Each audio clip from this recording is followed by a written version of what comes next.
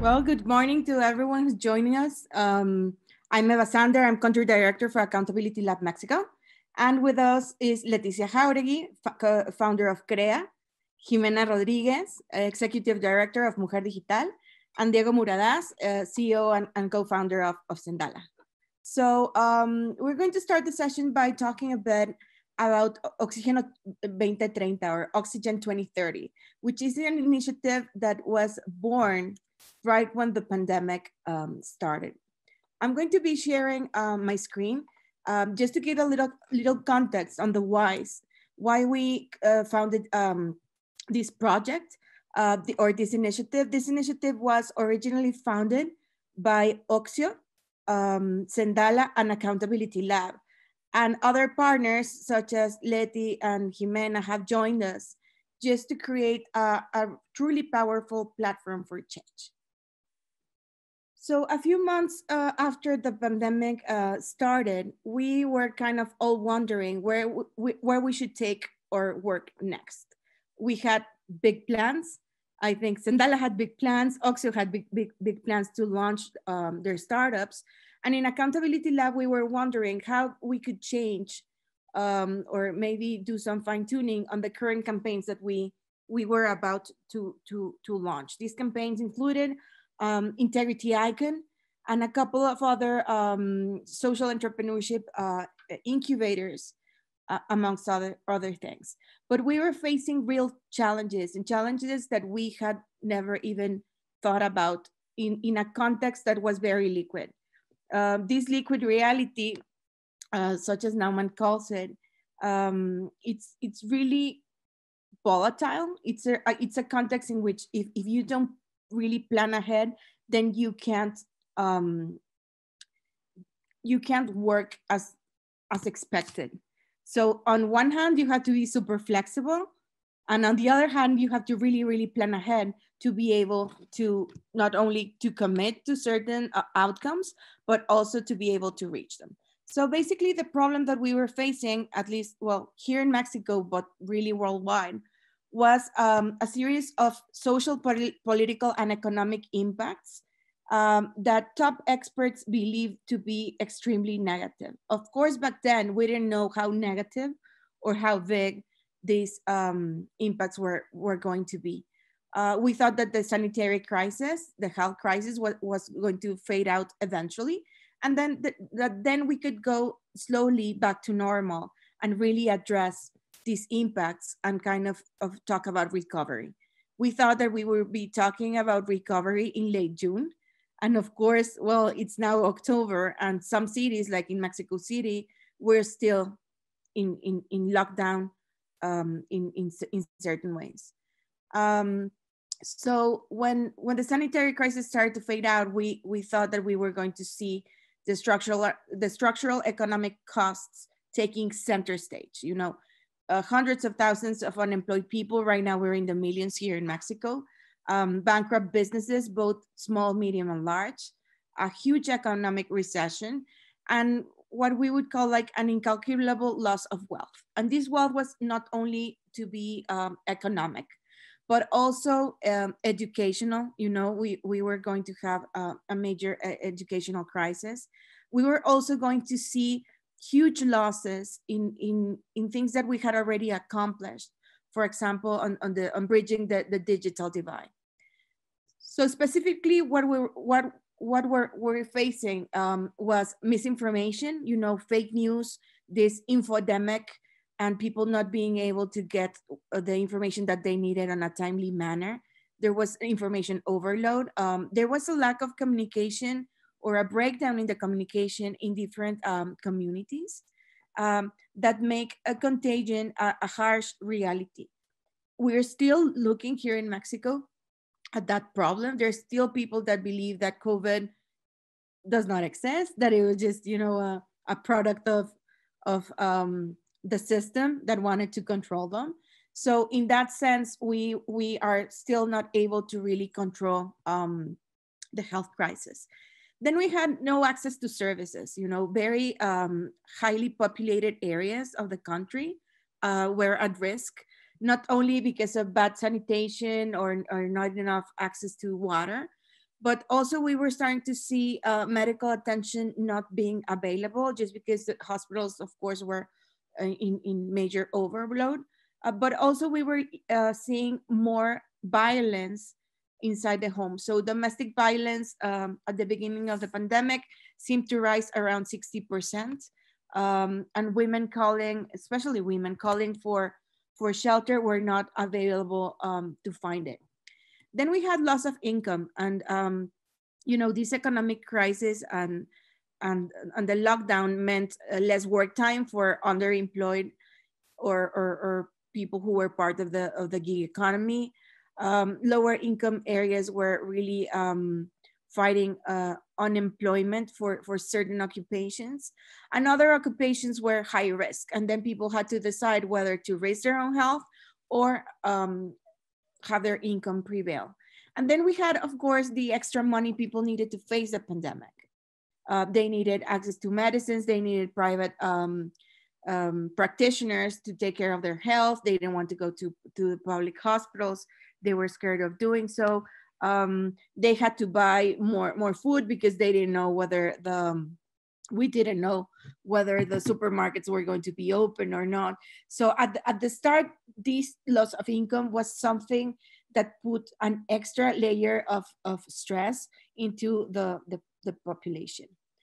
Then there's other kinds of problems that are even, we feel, more dangerous, because the pandemic was also affecting the trust that the people had in their nation's leaders, whether it be the president or the secretary of health or the mayor of their town, teachers, police, or even health practitioners. We were seeing major bouts of violence in local hospitals where people did not believe that the doctors or the nurses were making the right decisions for their loved ones. And people actually broke into hospitals to get their family members out. So we are used in Mexico to have some social or political turmoil, but this time the crisis had spread nationwide. So it was not affecting just one state or three states. Mexico is a big country. So unlike what happened during the earthquake a couple of years ago, or any of the hurricanes that hit the country on a cyclical basis, right now we were facing something that had spread nationwide, and that meant that local, state, or city, state, and federal governments had to interact and had to make decisions that were consensed and that were able to be logistically viable, that they were going to be operated at all levels. So this created a big challenge, not only for the people, but also for the political leaders. As of then, until now, the only available vaccine to fight the virus was social distancing. So we really felt that being together while apart was key to maintain a certain level of normalcy. We do feel, I do feel on a personal level that what we're living is not normal. So calling it the new normal is not the right thing. It's just a new reality, but it has nothing to do with what normal interactions should be. So three other major concerns were isolation. Isolation meant physical distancing, but the way that the government was communicating it and the way that most of us decided to do it meant also an emotional distance. Being alone in your home meant you had to address some mental health issues that not only affected your state, your ability to work, but also your health. So your immune system was at risk just because, depression or not sleeping correctly and things like that. So isolation meant a lot of challenges that had to be overcome. Another major issue, and I think that's an interesting thing that we could discuss over this panel, is the polarization of conversations. So people were saying, You know, either the virus exists or it doesn't. Either you're on the right side or on the bad side. Either you're with them or you're with us. So the narrative surrounding the COVID-19 crisis, instead of building trust, it was destroying it. So the need to foster trust and collaboration seem to be key to keep moving the recovery process forward. And then last but not least is the lack of knowledge of alternatives. People didn't know the real options that they had, not only for treatment or for being isolated or socially distanced. They didn't also know the kind of access to different kind of health services. They didn't know what kind of support they could get from their city or their state or even the federal government. So we really felt that the problem was systemic, that it was deep rooted, and that it had a lot of implications. So for us, keeping people connected was key. So what was our vision when creating Oxigeno2030? We really wanted to detonate lasting social impact by helping people stay connected through free and or low-cost mobile wireless service so that they could expand their economic opportunities and foster a more accountable, caring, and resilient community in support of the United Nations Sustainable Development Goals and the COVID-19 crisis relief. Back then, we were looking into all of the different tribes that were going to be affected. Of course, we were all going to be affected. We are all still being affected. But there were very specific challenges linked to certain tribes that we needed to keep going, that we needed to keep active, that we needed them to keep connected so that we could really create a resilience movement so that people would not be left out.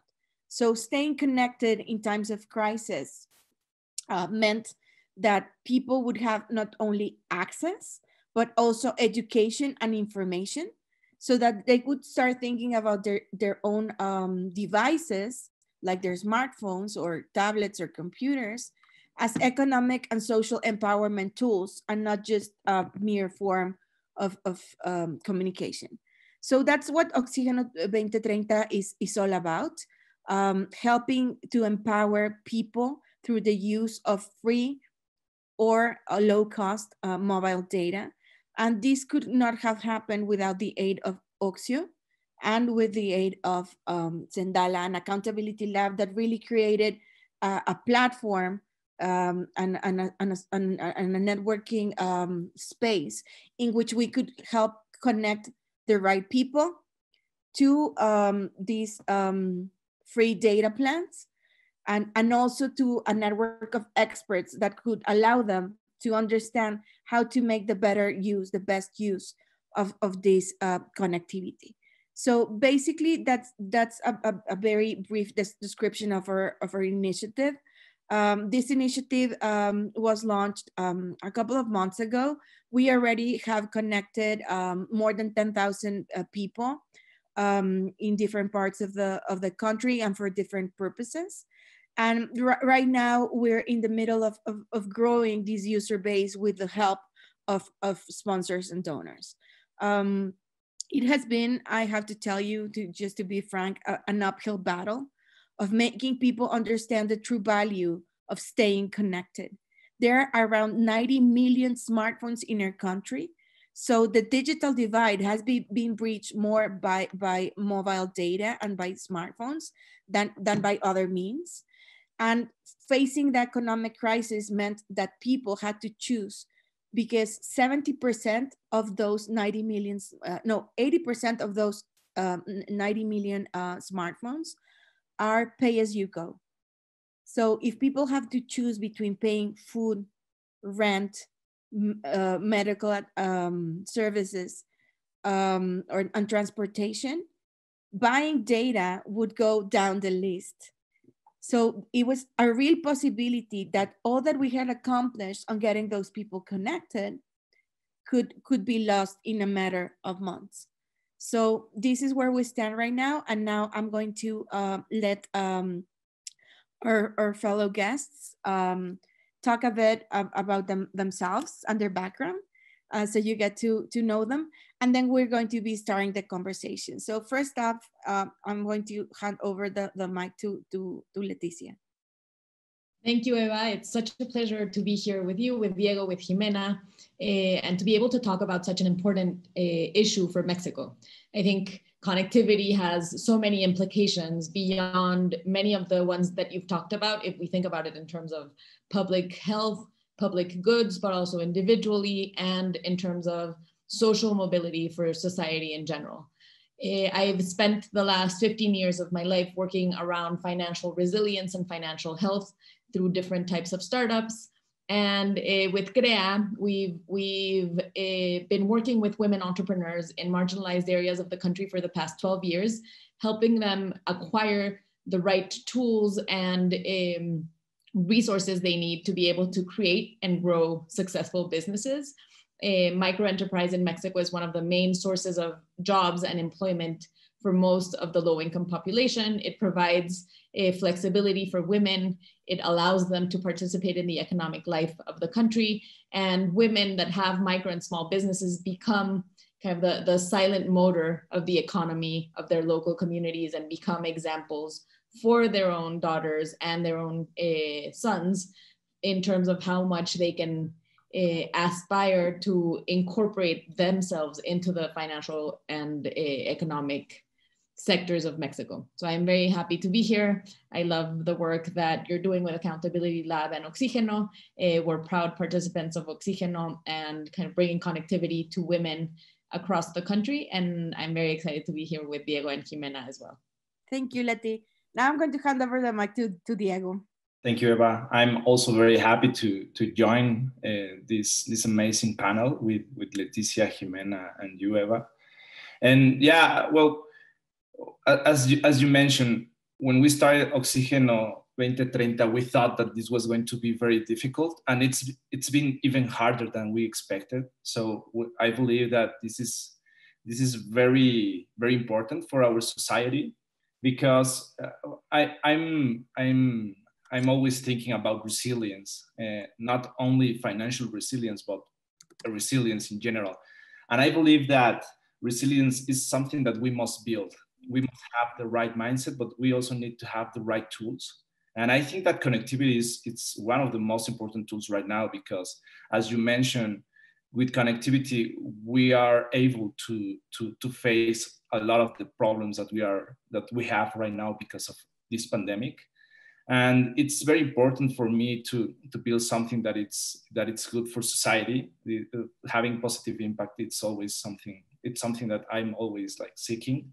So having this conversation in this panel, it's really cool, and I'm really glad about this. Thank you very much. Thanks, Diego. And now, Jimena. Hi, everyone. Well, I think we are connecting here in this place because I think I'm working with women about the middle age, real difficult age, I think in all around the world, because there is an age that when you grow up, all the women, we are try to make many plans. But in Latin America, when you get like 35 years old, it's like, okay, if you don't get married, if you don't have, or try to I don't know, to go follow that recipe when you was born, even when you are a woman. So when you are in this moment in life with the COVID and all this context, I think that the possibilities that the women can get a better education, opportunities, or to change their software or that kind of chip, it's so hard. So what I'm doing, we are working with Mujer Digital, trying to change to be like a campaign to all that women to understand that in their lives, there are many things that they can use like a real potential. I don't know, it's to reset their lives and say, hey, you can do everything you want. And if you have the connectivity, the access, even if you break all that thoughts that you have in your mind, you can conquer your world, and after all whatever you want. So we try to give them not that kind of empowerment, because I have like many issues with that word. No, we will give you the possibility to discover that kind of skills that bring to your life this I don't know how to say, Eva, pero this kind of un giro, no? Just another spin on their own realities. Mm-hmm. Yes. So I think that we in Mujer Digital try to connect the intergenerational, intergenerational, yeah. No? Intergenerational, to try to be more compassionate, solidarity, and to work with empathy, because we think this is the real ingredients to create a real, to respond to our context.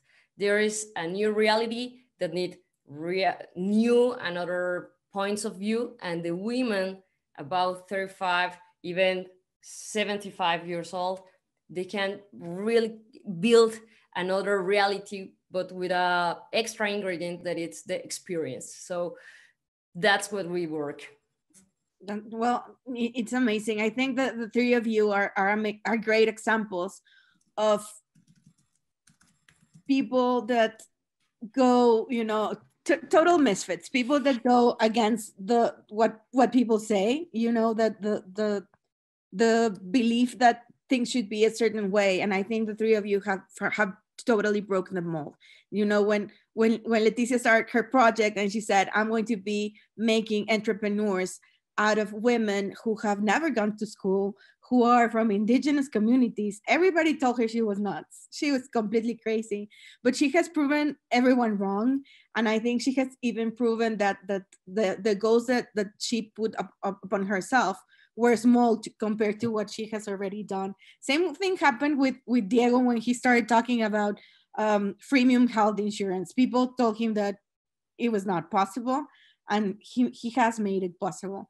And when Jimena talked about making women over 40 digitally literate, everybody told her that it was going to be so hard, that she was going to have very small groups of women who were interested.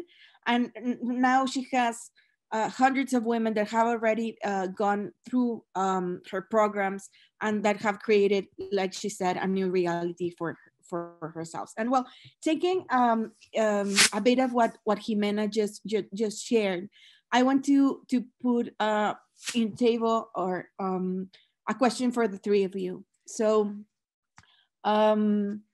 when we talk about tech, you know, or technology for good, or about tech for change, we tend to say, those of us who are facilitators or technologists that are trainers, we tend to say that technology is the least important thing.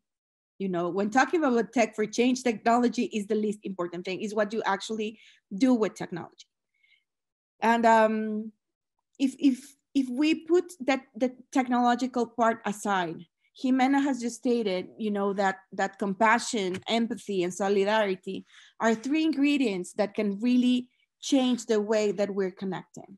So taking the keyword empathy, what do you think is the role of empathy in these challenges that we're facing? And I'm going to start again with Leticia.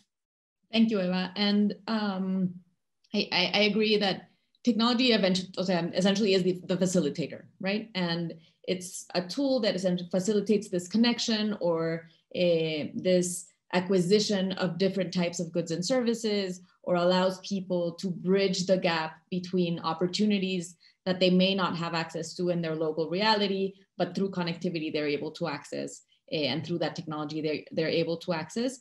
And for me, the main point about empathy in Tech for Change and the work that we're doing is really understanding that there's very, very different realities, and there's many Mexicos. And these many Mexicos imply that if you're a woman, such as the ones Jimena works with, that are middle-aged in a rural community, that has spent her life working towards building up her family, towards fulfilling her responsibilities and her reproductive responsibilities more specifically, you haven't really had time to get an education of any kind in terms of formal education. And you've acquired immense informal knowledge. A lot of these women don't know how to read, to write and read, but they know how to count. They can write numbers. They can add and subtract. They've been doing so many things in their life. And if you can come from a place of empathy and share this kind of tool that Oxigeno is providing, so that they can in turn start understanding how to use this to connect with family members that may have emigrated to the US, or to reconnect with their grandchildren in times of COVID where they can't really see each other, or if they can use this to start gaining digital literacy skills and knowledge, such as the one that Jimena provides through Mujer Digital, if they can acquire business knowledge, such as the ones that CREA provides, we can build a world that really allows everyone to grow from where they are into the potential that they have to become someone that they only dreamed of becoming. No? So I really think that a lot of times we push so hard on the, like, again, hard factors of technology, and we forget all of the soft implications and the changes that this brings about. And I think for me, something that's been very striking from the beginning when we started working with CREA, and you mentioned it briefly in terms of saying like 80% of the 90 million that have smartphones have pay-as-you-go plans. But not only do they have pay-as-you-go plans, they're not attached to their numbers. Yeah. And that same mobile number can open so many doors, and at the same time leaves you out of so many things if you start losing it. No, so I laugh at myself because I've been using the same mobile number since I was like 13. And I'm obsessed with not losing that number, and everyone knows that I have that number, and it's linked to my bank, to my email, to so many things. And part of that digital literacy and part of that empathy is helping them understand the different uses of the technology and how that can affect their lives, not just in terms of the opportunities they can access, the type of business they can build, but also the type of life they can have in terms of access to different services that are provided because they had that number. And maybe they'll look for them again, and they're gonna miss out on something because they were paying as you go, they needed to use that money for school, for food, for a medical emergency, and they now have a new number, and they're gonna miss out on certain opportunities that they could have had access to. And so I'm gonna stop there, but I think there's so many incredible opportunities and dangerous implications that we should be thinking about if we think about it in terms of empathy and solidarity. That's so true. And it was one of the major things that people asked. It was a frequent question. Like, if I go into the Oxigeno2030 program, can I keep my number? So some people did ask about it, but some people's like, oh, I just throw out the chip and I put in a new one.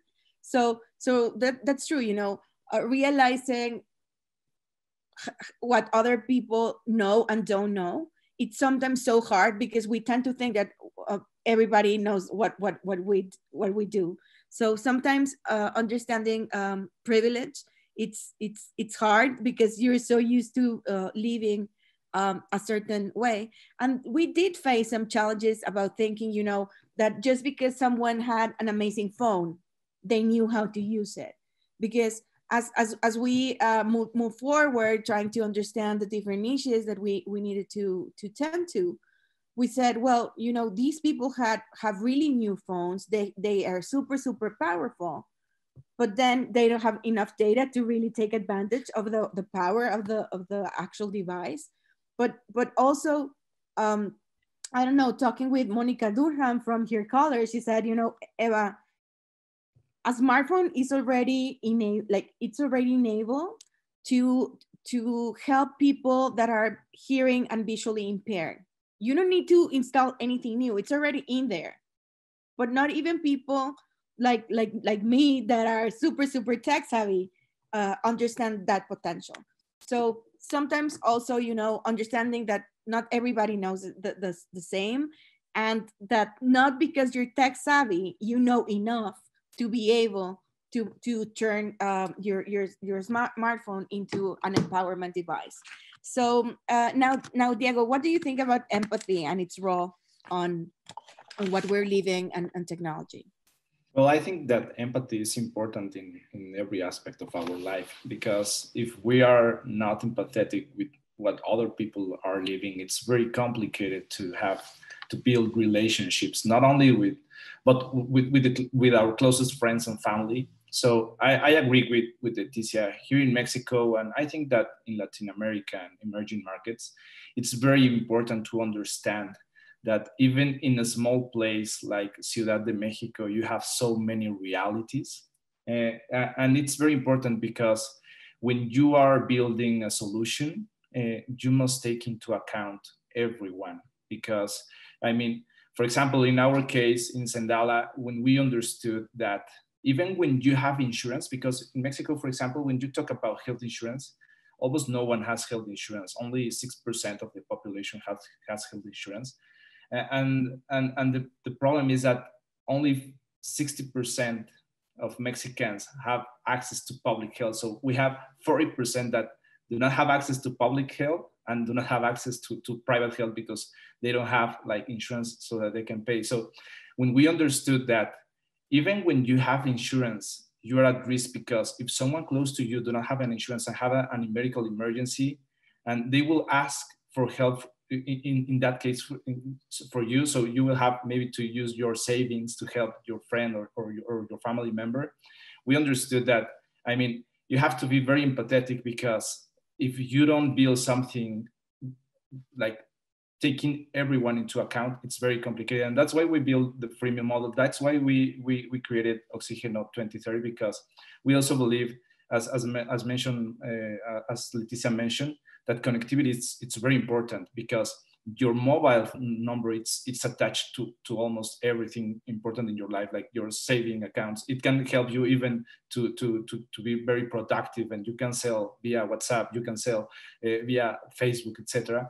So we believe that, for example, in this case, mobile phones, smartphones, and internet, it's something that it's very important, and it can even when Jimena doesn't like the word empowerment, it can empower you. It gives us the possibility to build something that it was not possible, and even when we are in isolation, we are having an amazing panel. We are in different houses in Mexico City, and we are like talking with people all around the world.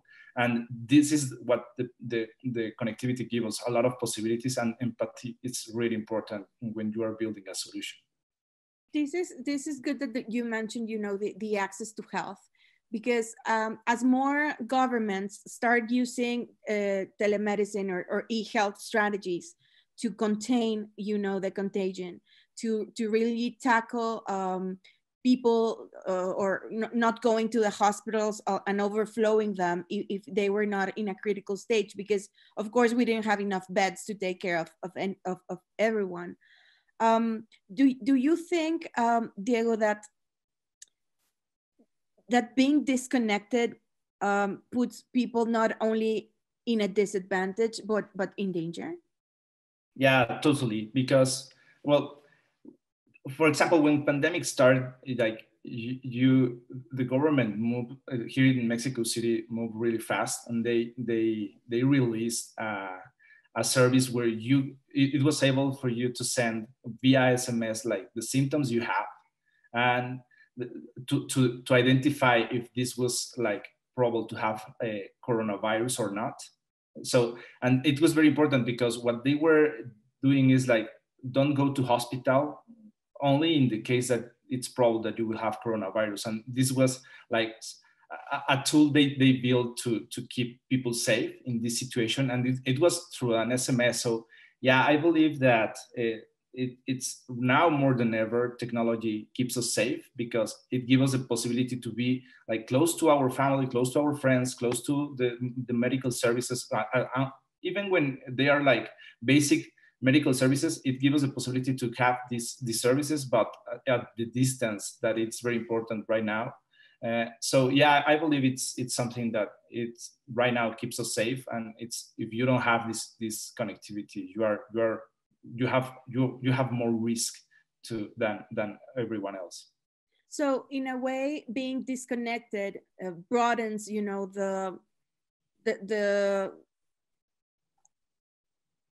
it just broadens the gap amongst people. So we thought that there were, you know, an unfair advantage for some people, and being disconnected puts people who were disadvantaged even further away.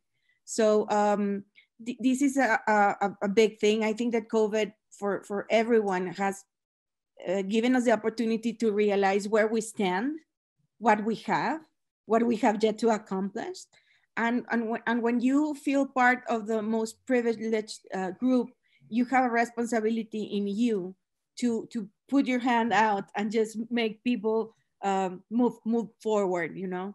So I think that's really interesting, and I do think it's part of being empathic, just understanding that just because you're safe or just because you have something, it doesn't mean that you can just lay there and be happy. You need to keep moving and pushing forward. So Jimena, what about you? You were the one that put empathy on the table. What do you think empathy means regarding these topics that we're talking about right now?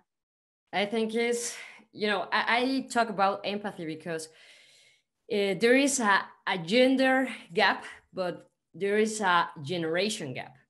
So this generation gap, I think, show us there are structural violence, discrimination, and inequality.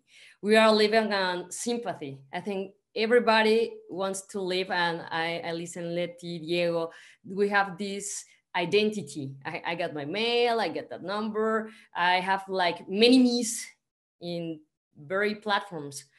But how we create that spaces?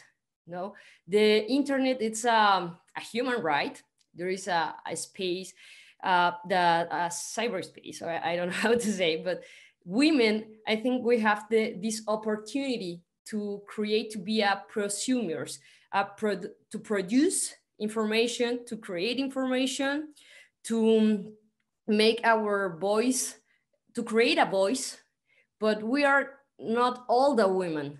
There are many women, I think, like I insist, these women about middle age, that they are afraid to be on the internet because there are many sympathy, there are many jokes, there are many things that really make them to don't believe that it's possible to live or try to being there. So I think we have to work like society to think about what we are doing to the algorithm, what kind of information we are sharing there, because there are many violent attitudes or information that we are, I don't know, that make us to losing that kind of perspective. Internet, it's a place that need us, but we need everybody, the human of the women, the diversity of women, because like there are many realities, there are many women in different contexts with different things that can share, but I think all the people try to make this place unaccessible. It's like you, first of all, you don't have a mobile, a computer, okay, out. You don't have like this language, out. You don't have like, okay, so what? I think we are not working with the right questions. We have to go to try to go deeply and try to analyze what do we want, like a digital society. So I think that women, we are in a great time. No, we are using this space to create movements, to grow up. But what else? No, I think we have to work not just thinking about the persons in we have to work about our future, and that future that will be in the cloud, that will be in our different platforms. I think that the empathy, we have to think about us in that place. So the sympathy, that kind of no violence. Yeah, bye. It's over. We need it. Okay, building upon that idea and think about the digital space as a place which it is. How can we make it safer in order for it to become more inclusive? Leti, what do you think? I think that's a huge question. I just wanted to add something to what Jimena was saying at the end, because I think for me, it's very important to go a little bit even beyond empathy, right? So there's an understanding of empathy of yourself, putting yourself in the other person's shoes. But can I really put myself in the shoes of every woman in the country? We are each living a different reality, coming from a very different context, and experiencing very different things. So I think to Jimena's point, and I keep thinking back about like all the education I got around technology and the singularity, et cetera, and it's all about convergence. And I actually think if we flip it on its head and make it all about divergence and the very different realities, experiences, and uses that people want to give the internet, and allow for that diversity and that difference to exist and to be built in how technology evolves and how internet evolves and how algorithms are built and how artificial intelligence is programmed. I think that's the only way we're actually gonna see a tool that becomes much more inclusive. And to your point and transition about inclusivity and safety, I do think there's an innate optimism in people who are trying to build technology for good. No, even the term for tech for change or tech for good implies that we're focusing evidently on trying to use those tools and develop them so that they can be used positively. But I think a lot of times we're either pushed by time and we need to get things out because the pandemic doesn't wait.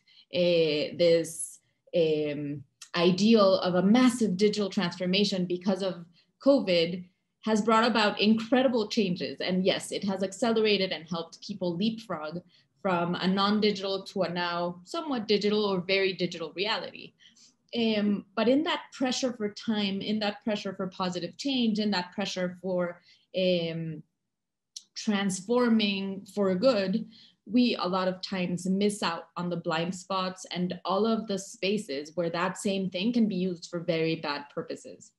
And we forget, for example, in terms of AI, all the work that needs to happen and is happening, but not fast enough around ethics and artificial intelligence.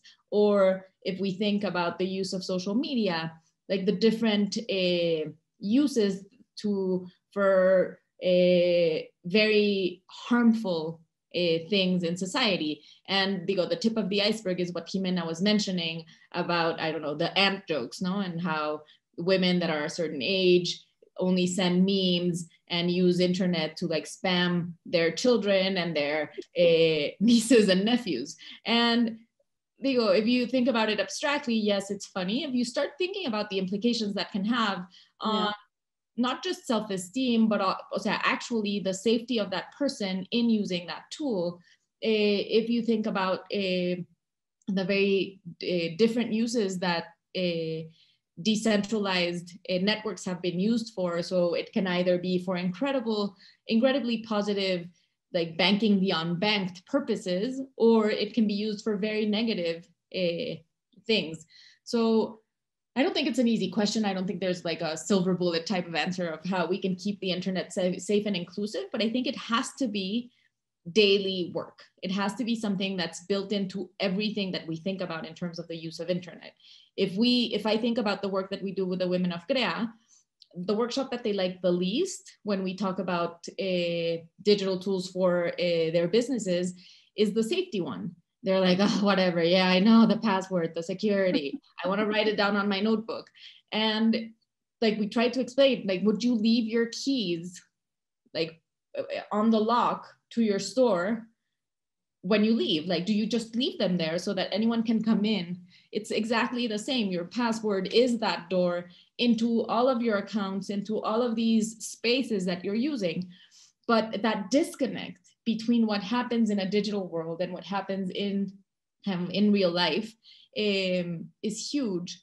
And if we don't start building that every day, if we don't start making people aware of their data and their personal information and the privacy implications of sharing that data online, because they ask them for their name and they're like, oh, whatever, yeah, I'll put my name, my address, etc.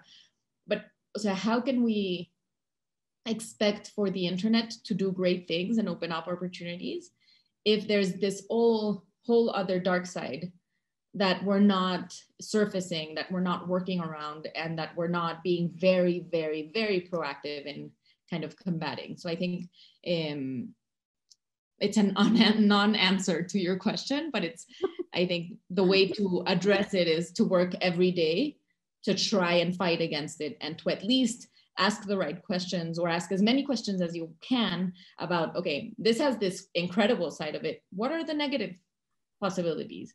Even just in inequality, like, will I be leaving someone out if I do it this way? No, and you mentioned hair colors. Will I be leaving people with disabilities out if I don't build in certain functionalities so that they can all use it? How do I make it known that those functionalities are built in? Like, how would I know that my phone has that, et cetera, et cetera? So I think it's a day-to-day practice, and it's really being mindful and proactive about the negatives as well as the positives, and making sure we try to address both as we build. What about you, Diego? Well, safety, it's really complicated talking about safety on the internet, because, well, I agree with because when you are like designing something, you have to question what you want to accomplish and which are the ethics behind what you are doing. So the thing is that if you talk about, for example, behavioral economics, we know right now that we are irrational, and that irrationality, it can be very predictable. So how you use this behavioral science to build something amazing, it's complicated, because you can do it. For example, when you talk about health, you can create something really cool so that you can help people to create healthier habits, and this could be really cool. But then you have, like, for example, all of these questionable things that we can look at this documentary, like talking about social media and how they are using the algorithms to create like something that it's very questionable. Like, how can you build something that it's good for the business when you are in a marketing business, but that it's very ethical? It's really complicated, and this is something that is very important for safety. But I also believe that the safetiness of internet, it's not only about internet, it's also about the education that we are having. So at the end, for me also, internet, it's a catalyst, because it gives us it just like it's bigger, all the potential things that you can do. So if you want to be a bully, you can be even worse bully, because you have the possibility to be a bully with a lot of people in a lot of different platforms. So I think that also the safetiness of internet, it's about the education that we are having and how we are using those tools. So yeah, I think it's very, very interesting. And I think that right now, with all the development of like the cars that you will not like drive, because they will drive because of the algorithms that Tesla, for example, it's building, all the ethics behind this, it's really important. And this is something that we must tackle as a society, because it's something that will be very important in the near future. So if we don't start talking about this, it's going to be something very complicated in the future. Okay. And what about you, Jimena? How would you make this place a safer space so that people... I don't know, I have like many ideas, you know, it's like, I think about, I don't know, like zombies. I imagine like zombies, like, you know, it's like, okay, I try to imagine a safe place, a safe internet world, but there are many things that are like the nemesis, no, like the antagonist of this history.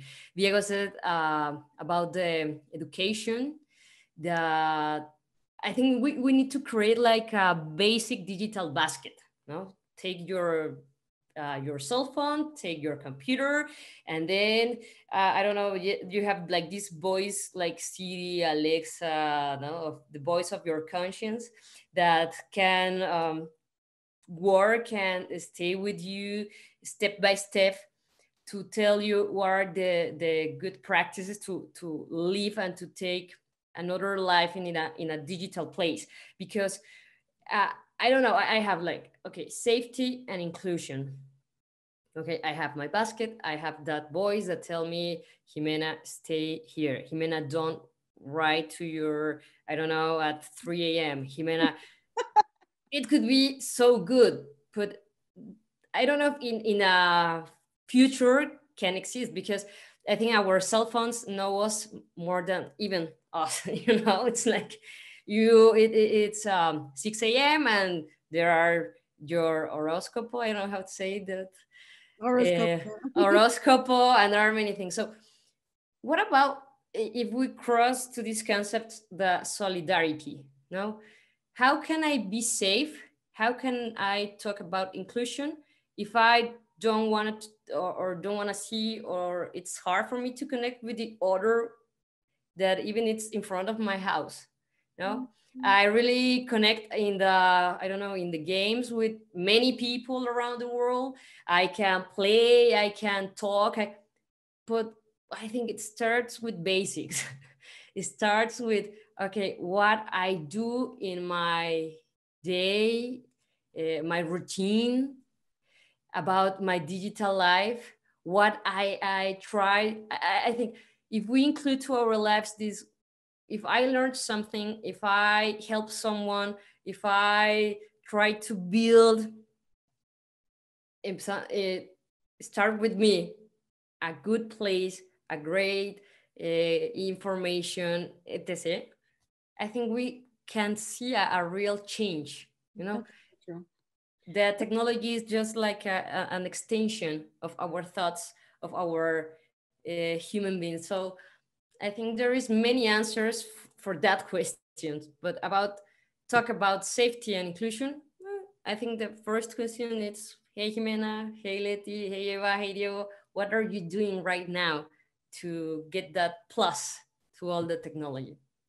Totally. It's so funny that you mentioned it because 13 years ago, we started the social media club here in Mexico, a long time ago. And I remember the slogan being sharing is caring. And when I reframe that slogan and bring it to 2020 and, life after COVID, is what part of yourself are you sharing with the world? And that's your contribution. So if you're always talking, um, really bad things, if you're always criticizing something, if you're always against, I think that part of this problem that we diagnosed when we were designing Oxigeno2030 was realizing that the polarization was really, really dangerous and that it mined trust and whatever. But it's like you guys said, what are we feeding the algorithm and how we're educating the algorithm? So I think that right now, because of this infodemic, people know what they're against, but they don't know what they're for. So, I think that that part of this conversation about using technology as an empowerment tool means helping people realize that they do have to be really transparent and really accountable for their personal agendas and how they're pushing them forward. Right now, I think all around the world, but here in Latin America at least, is a very big movement. The women's rights movements and freedom of choice movements are making people really, really aware of different groups that say they are creating a more fair society, a more safe society, a more kind society, only when people agree with them. So if they're not in agreement, they don't care about the world being fair or kind or anything. So building this accountability in conversations, I think it's key when you're trying to push a movement forward. So the Tech for Change movement includes creating technology. So from a service design perspective, how you are building that technology matters.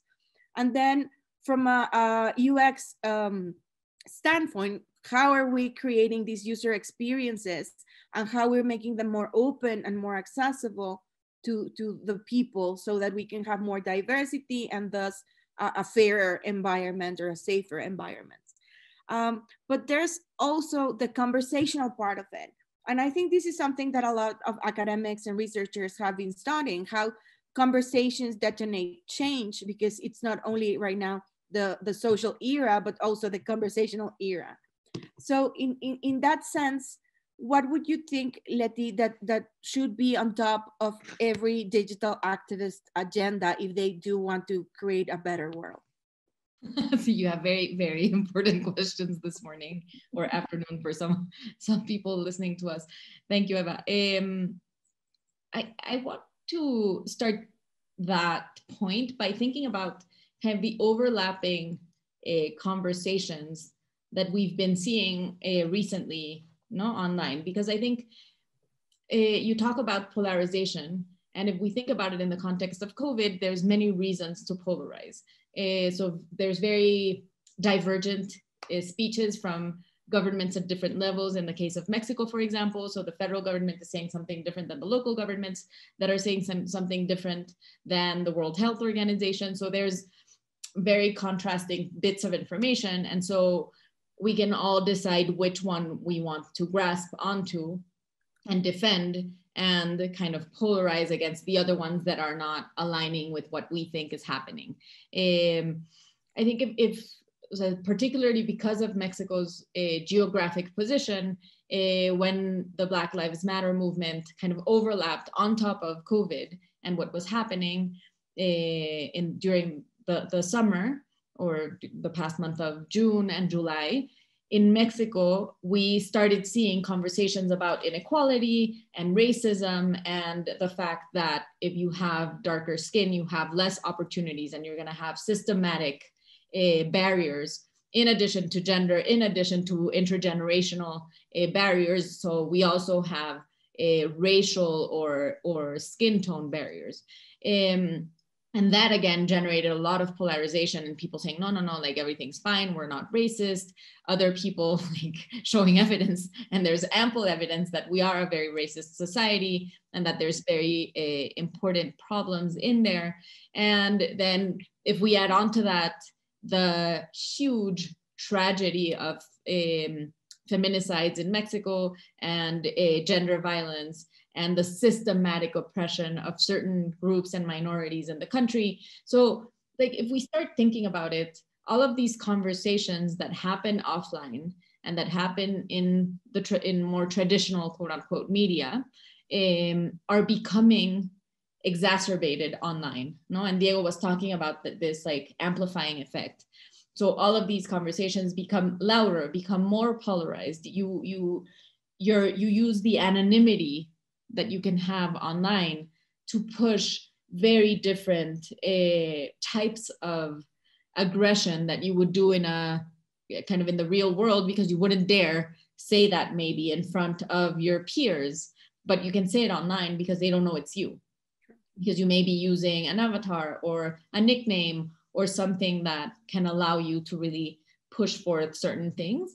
And I think I have conflicting feelings about online and digital activism, because there's this whole idea of couch activism. So all you do is like sign the change.org petitions and you put like, oh no, like we shouldn't say those things, but what are you really doing to change the things that you want to see change? How are you really pushing the issues forward? How are you creating a new and different reality around the topic that you're working for? And in the case of CREA, and in the case of was ensuring that women have an access to economic life and can create successful businesses and can enter the different value chains that they could be tapping into. And if I think about that aspect of my activism, it obviously implies raising certain awareness and providing connectivity to the women, because otherwise they're not going to have the access to the tools that they need. But it also requires a lot of work with the women in their communities, with changing the perception of the role of women in the community, the fact that they can participate in the politics and the leadership positions of their local community, the fact that they have a political voice, the fact that they're making decisions every day, even if they don't make decisions, that in and of itself is a decision. So all of those components can be enhanced by technology, but require a lot of very deep-seated work and systemic work to change kind of how the system is built so that they can even access that technology. No, so we were talking about 90 million smartphones in the country, and we've always been proud of how much we've bridged that digital gap. But have we really bridged it in terms of the use of that technology? Who is using that technology? What are they using it for? Like, I thought it was, for me, the happiest moment last week was when I read this article about a 7-year-old girl in San Luis Potosí that won a lawsuit against the government because she said, I'm guaranteed free education. But in order to get an education, I need a television. And I don't have a television, but if you're guaranteeing my free education, you need to give me a television, because the way you're providing education is through the TV. And she won that. And so the government is having to give her a television so that she can go to school. And I think it's beautiful, but very, very infuriating because of all the implications it has, right? It not only speaks about the type of country we have in terms of access to technology, but also in terms of access to education and the quality of that education and the implication that has for many, many generations. And the final point I'll say about that is, because of COVID, and you talked about this briefly in the term loneliness, but what kind of education, what kind of inclusion can we have if that only happens online or digitally? Yeah. If there is no socio-emotional connection, if we can't build the type of skills that had become like top of mind for everyone in terms of the like 21st century skills, no? All these soft skills around emotions, around understanding of that difference, that empathy, that inclusion, that solidarity, like all of these very soft factors that we need to figure out how to build into the technology much better, but that we also need to work offline and figure out how to work offline given the current reality. And if we don't do anything now, these months or years, hopefully not, that are gonna have implications for decades. Yeah. Not for like one more year, and it's not gonna be that new normal. It's gonna be a very dysfunctional and dystopian future for many decades to come. True. Well, before I pass on the mic to Diego, and we are running a bit out of time, I do want to encourage the public, the attendees, if they have any questions, to please put them in the chat box of the live stream so that we can pass them along to our panelists. So Diego, what do you think? What should be on our agenda when talking about digital activism or tech for change? Well, Leticia just said it amazingly. I mean, I agree with her, and I just want to add something that I believe that it's very important. When you want to create positive impact, you must be very congruent with what you are, and you must have that clarity to understand which are the things that moves you, so that you can also like stand up in that strength. And the other thing that I believe that it's very important, not only in digital activism or tech for good, but in activism, because the thing is that we must be surrounded with people that encourage you to build that, and that helps you to build that, because we must, like, we cannot think about ourselves in isolation. We must start thinking about ourselves, but as part of a community. So the thing is that when you are building alone something, it's going to be very difficult to maintain. So I think that that's why, for example, in Sendala, that's how we build the founding crew. It was very important to understand that we must build the activism or the movements that you want to create based on the skills and the strengths of a lot of people, because creating this by ourselves, it's merely impossible. So I just want to add that, so because Leticia, I think that just said it very well about how about all of the things about gender, about racism, and all of that. And I think that Jimena also mentioned, it's not only about skins, and it's not only about gender, it's also about generations, because we tend to think that older, like the elders right now are less capable than the youngers, because they don't have this digital capability. So I think that all of that, it's really important. But I believe that building this as a community, it's really important. What about you, Mana? What do you think should be in our agendas when thinking about tech for change? I think we have to talk about the trust. No, the trust, I think, is the fundamental basis on which the digital transformation rests. No, it's like we have to try to make things happen. To just don't take, like Leti says, no? Like, okay, I get a follow, I get a new follow. No. I think we have to use because we are fighting with army bots.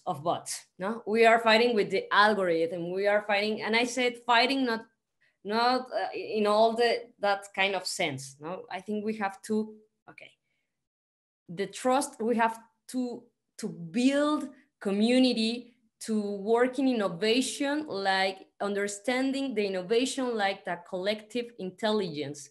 We are builders, and we have this possibility to change all the time. We are changing.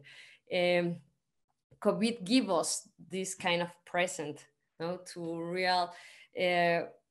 It's like a matrix, we have, but we don't have choices. You just have one-on-one. No, there is only one way. So I think that the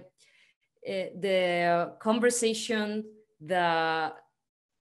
we have to work and create that bridge with the organization, the government, to work in the, how can I say, tejido social. Social network. The social network. So I think it's trust in you, trust in your project, trust in the other one, and try to work to create resistance, that allow all the people work in a social prosperity and inclusion, to take a good conditions about talking about jobs, that creating a new data, a data that, if you just imagine, if you, in a few years, we are in another planet, or I don't know, the new humans, look what is happening in Mexico, in the world in 2020. There are many memes about that, says, okay, there was a transformation, there was a change of the conscience. Mm-hmm. And I think it's that, it's sometimes we think so bigger, it's like we need, and it's so simple. No, it's okay, just being aware. Human, that's all. Yes. Yeah.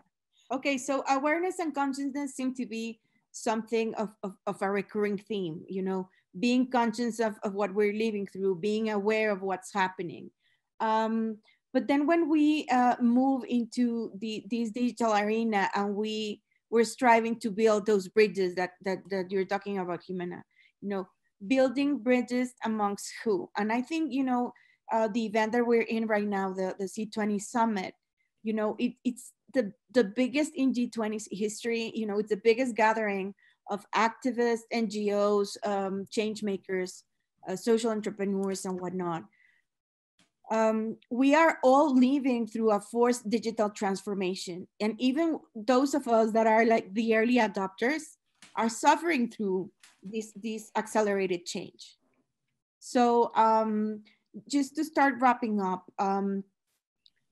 what would be your message to these other activists around the world, these other change makers, these other social entrepreneurs, when thinking about connectivity? What would be your advice to them, or what would be your key insight? Leti.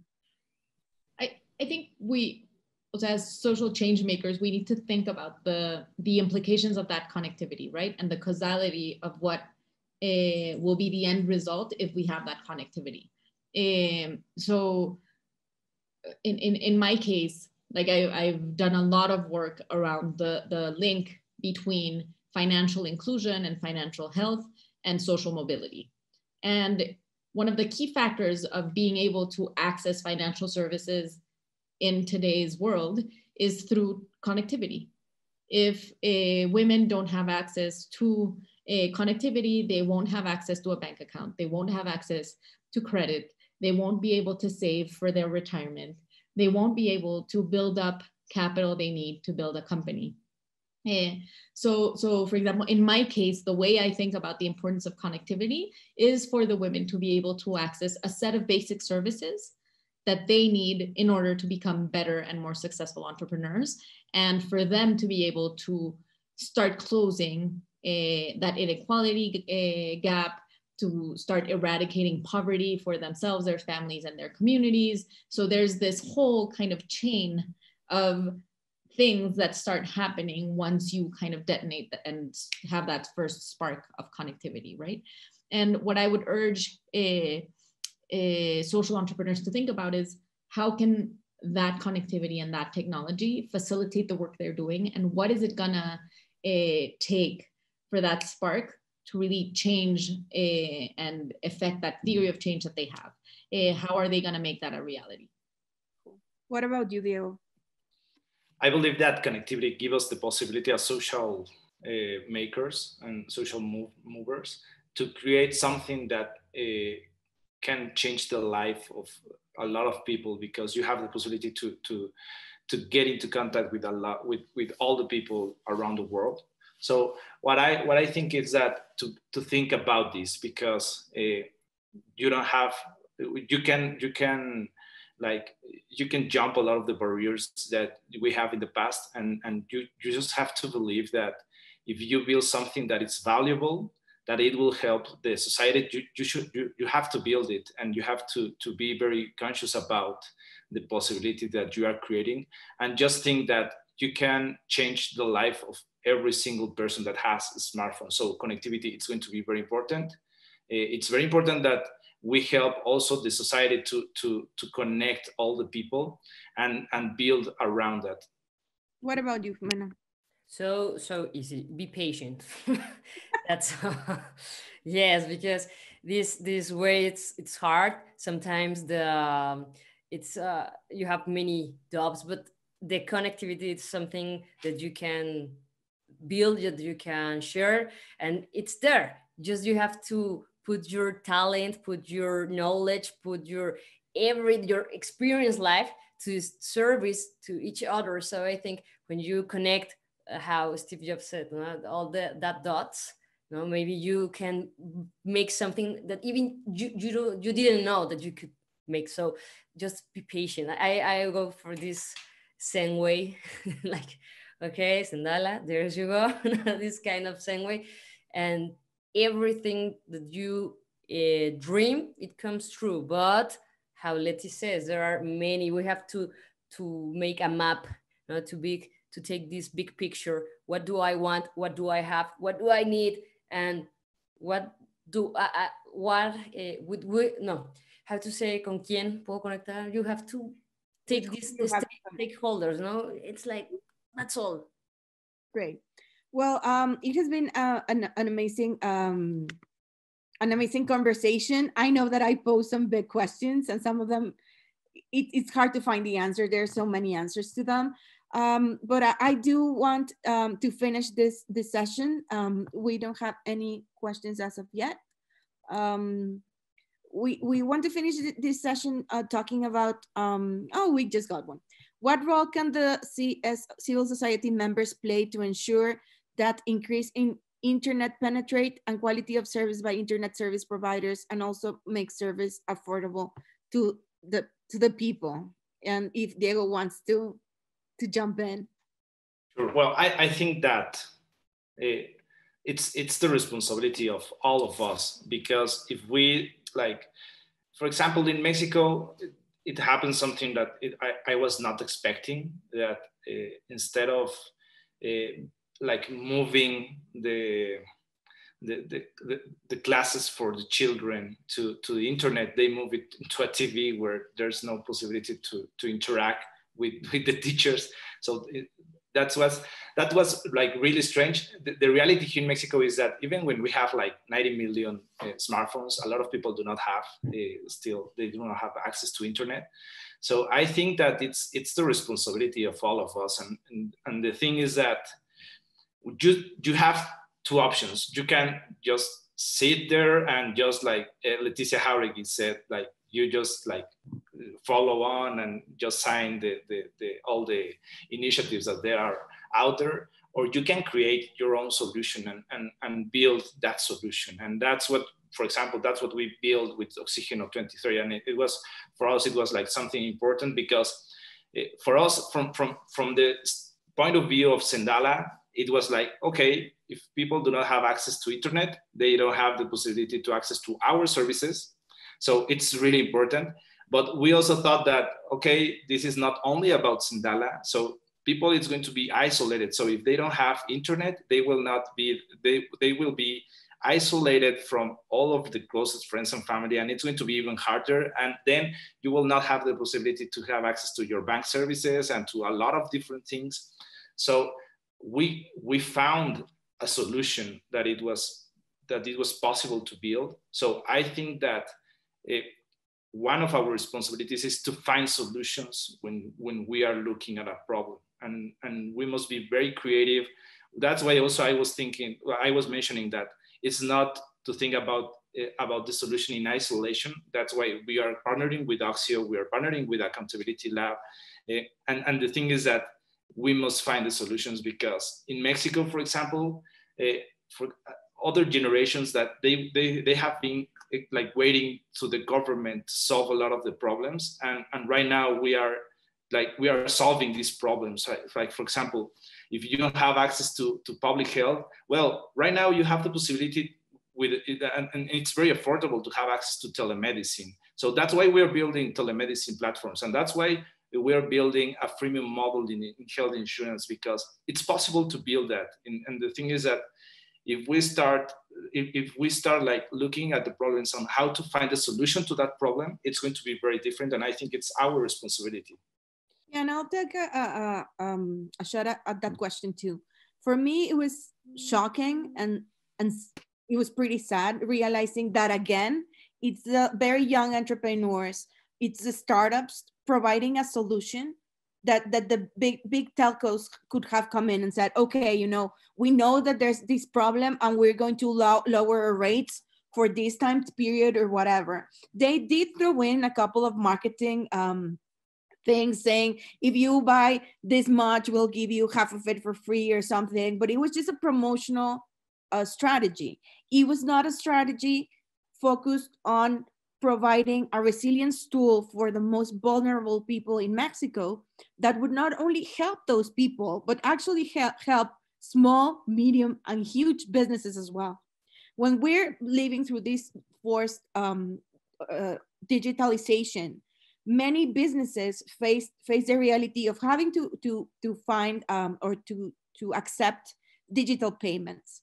They were forced to now make deliveries and accept you know, their orders through digital means, through social media, through WhatsApp, through whatever. They were forced to now partner up with digital platforms such as, you know, Rappi or Uber Eats or whatever, just to keep their businesses going. So instead of the big telecommunications companies understanding that if they would provide this data for lower rates, they would help everybody, they stayed the same. So for me, it's part of the social change process to make people aware that the internet is a digital, you know, it's a right. The access to information is a human right. The access to the internet is a right. It's not a luxury, like we stated here in Mexico almost 13 years ago when we detonate the Internet Necesario movement, trying to make our lawmakers understand that they could not tax the internet because it was not a luxury item. It was just a right, an inherent right. So just focusing on the question, you know, what is the role of civil society in ensuring that the internet can penetrate more to more levels and the quality is good and that it's affordable? Well, our role is making people aware of what technology can do for us and how not paying attention to it instead of bridging the gap creates broader inequalities. So I think that that should be part of our agenda.